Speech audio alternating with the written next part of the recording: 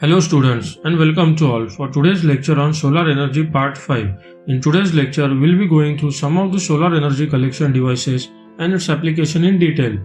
So let's start with the solar aerator. Applicability of the solar aerator depends on various factors like efficiency, low fabrication cost, low installation cost and operational cost. Some specific factors regarding to the specific usage. The extensive work in solar aerator has been already done. The various geometries have been proposed and the investigation have been done, but it needs the commercial exploitation. A conventional solar aerator is essentially a flat plate collector with absorber plate, a transparent cover system at the top and an insulation at the bottom and on the sides. The whole assembly is encased in a sheet metal container. The working fluid is air, though the passage for the airflow is vary according to the type of aerator. Material for the construction of the aerator is similar to those of liquid flat plate collector. The transmission of the solar radiation through the cover system and its subsequent absorption in the absorber plate can be given by the expression identical to that of the liquid flat plate collector. The selective coating or glazing on the absorber plate can be used to improve the collection efficiency, but cost of effectiveness criteria should be kept in mind. Next is the solar aerator advantages. The need of transferring the heat from working fluid to the another fluid is eliminated in this solar aerator. The system is compact and less complicated. The corrosion is a great problem in the solar water heater, which is not existing in the solar aerator. The leakage of the air from duct does not create any problem. The freezing of working fluid is virtually not existing. Next, the pressure inside the collector does not become very high.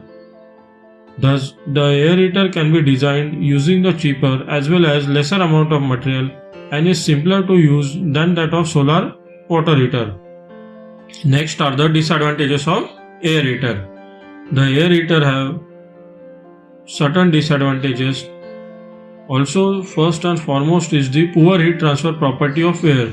The special care is to be taken to improve the heat transfer. Another disadvantage is the need of handling the large volume of air due to the low density. Next, air cannot be used as a large storage fluid because of its low thermal capacity. In the absence of proper design of cost of solar aerator, it can be very high. Next is the type of flat plate solar aerator. The main classification of the flat plate solar aerator is without thermal storage and with thermal storage. Without thermal storage, it will be classified as porous type and non-porous type, and with thermal storage, it will be classified as sensible heat and the latent heat storage. Now, what do you mean by the sensible heat and the latent heat? It will be explained in the upcoming slide.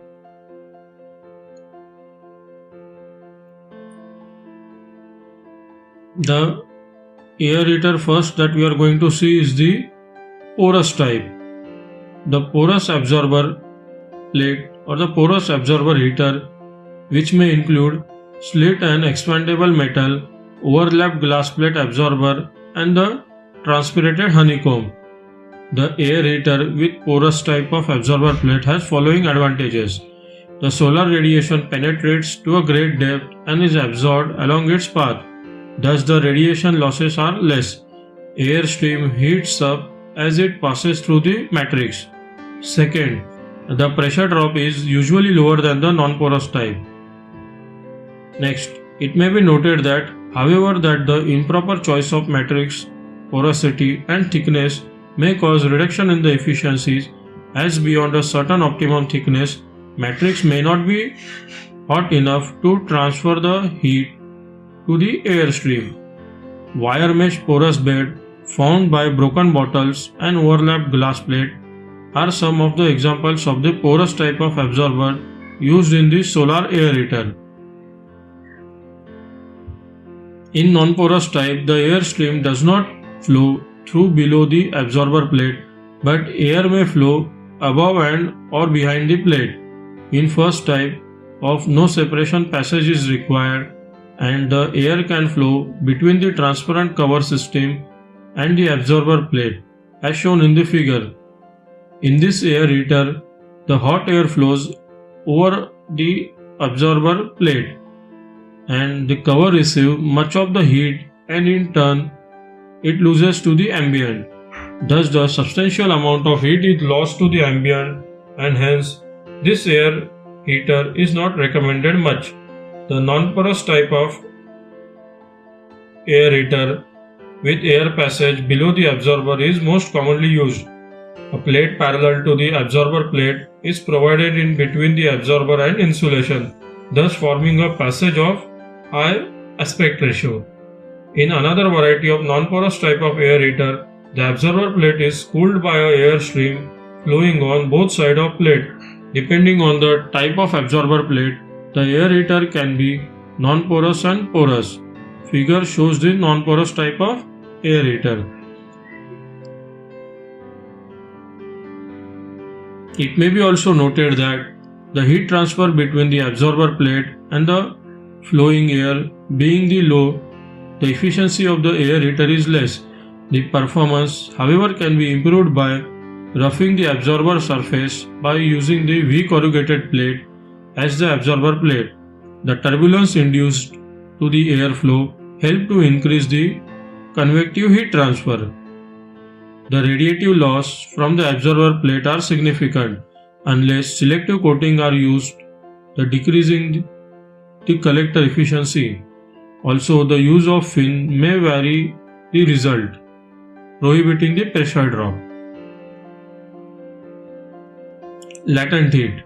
Latent heat is the energy released or absorbed by a body or a thermodynamic system during the constant temperature process, where the heat is required to convert the solid into a liquid or vapor, or liquid into vapor. A rectangular cavity filled with the paraffin wax is used as a latent heat unit. An experimental study between the two similar designed collector with and without phase change material is carried out, and the performance were evaluated.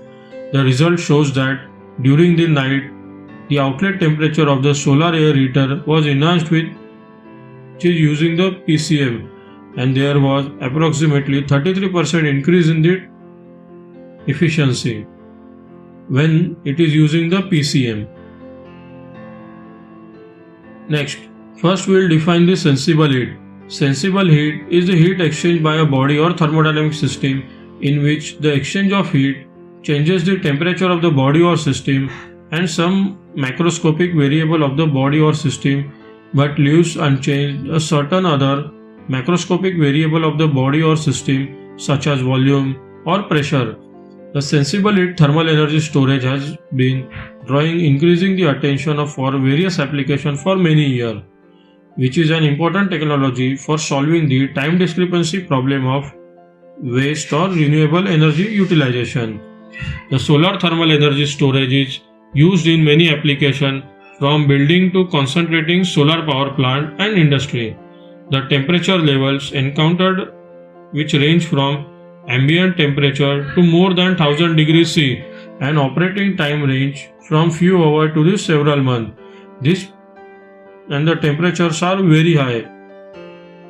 The influencing factor for energy and exergy performance, those needs to be investigated and summarized, such as the fluid mass flow rate, storage tank geometrical structure, fluid properties, and the fluid temperature needs to be taken into account.